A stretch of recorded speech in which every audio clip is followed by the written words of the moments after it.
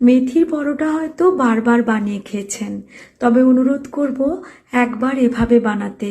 দারুণ ফ্লেভারফুল আর অসম্ভব টেস্টি হয় খেতে। মেথি পাতার ডাঁটিগুলো বাদ দিয়ে কেবল পাতা বেছে নিয়ে মিহি করে কুচিয়ে ধুয়ে লবণ মেখে রেখে দিয়েছি। 2.5 কাপ আটা নিয়েছি, সঙ্গে নিয়ে নিচ্ছি হাফ চামচেরও কম জোয়ান, 1 চামচ নিচ্ছি চিলি ফ্লেক্স, আর নিয়ে নিচ্ছি অল্প গ্রেট করা রসুন। রসুনের ফ্লেভার ভালো না লাগলে নাও নিতে পারেন। 1 মুঠো ধনেপাতা কুচিয়ে দিয়েছি। 1.5 চামচ দিয়ে দিলাম তেল। তেলকে ভালো করে আটার সঙ্গে মেখে নিলাম। এবার লবণ মাখানো মেথি পাতা দিলাম, আর এখানে দিয়ে দিচ্ছি দই। দই দিয়ে দিয়ে ডোটাকে মেখে নেব ভালো করে। আর তারপর ডো মাখা হলে অল্প তেল দিয়ে ডোটাকে রেস্ট করানোর জন্য রেখে দিচ্ছি প্রায় 15 থেকে 20 মিনিট। এবার গোল গোল লেচি কেটে রুটির মতো প্রথমে বেলে নেব।